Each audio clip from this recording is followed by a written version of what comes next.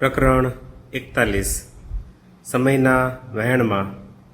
સમયની દૃષ્ટિએ હવે આપણે ઈસવીસન 1884માં પ્રવેશ કરીએ છીએ. જાન્યુઆરી માસમાં એક દિવસ શ્રી રામકૃષ્ણ ઉદ્યાનમાં ટહેલી રહ્યા હતા. એવામાં એમને ભાવ અવસ્થા થઈ આવી. એ વખતે તેમને સંભાળવા માટે સાથે કોઈ ન હતું. તેથી એ પડી ગયા અને ડાબા હાથનું હાડકું ખસી ગયું. વૈદ્યકીય સારવાર શરૂ થઈ અને એમના સાજા થતા સુધી શિષ્યોને ખૂબ ચિંતા રહી. કેટલીક વાર વેદના તીવ્ર બનતી અને કેટલીક વાર સમાધિ દશામાં એ પોતાના દેહ તથા દુઃખને ભૂલી જતા. બીજી ફેબ્રુઆરીનો દિવસ હતો. શ્રી રામકૃષ્ણ પાટ ઉપર બેઠા હતા. રાખાલ, મહિમાચરણ, હાજરા અને અન્ય કેટલાક ભક્તો ઓરડામાં બેઠા હતા. 5 વાગ્યા હશે ત્યાં ડૉક્ટર મધુસૂદન પાટો બાંધવા માટે આવી પહોંચ્યા. બાળકની જેમ શ્રી રામકૃષ્ણના મુખ ઉપર સ્મિત ફરકી રહ્યું હતું.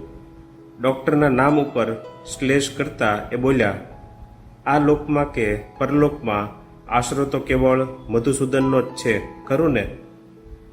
ડૉક્ટર બોલ્યા, અરે હું તો માત્ર નામ ધારણ કરું છું એટલું જ. શ્રી રામકૃષ્ણ બોલ્યા, એમ કેમ? નામ શું કંઈ જેવી તેવી વાત છે?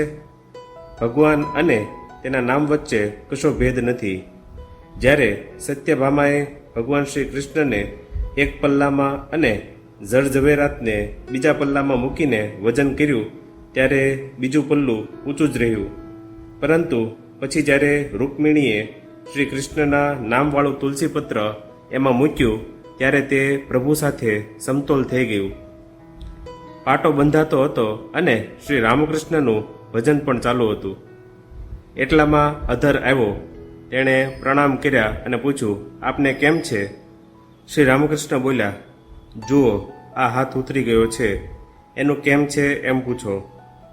શ્રી રામકૃષ્ણ હસીને બોલ્યા, તબિયતના સમાચાર તો પૂછો જ માં.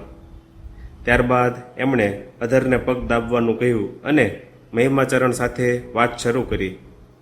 શ્રી રામકૃષ્ણ બોલ્યા, ભક્તિની ખાતર જ ભક્તિ, એટલું જો કરી શકો તો સારું. હે પ્રભુ, મને મોક્ષ, કીર્તિ, સંપત્તિ, આરોગ્ય એ કશું જોઈતું નથી. મને તો પ્રભુ કેવળ તને પામવાની જ ઈચ્છા છે. આનું નામ ભક્તિની ખાતર ભક્તિ. ધનિક પાસે અનેક માણસો આવે.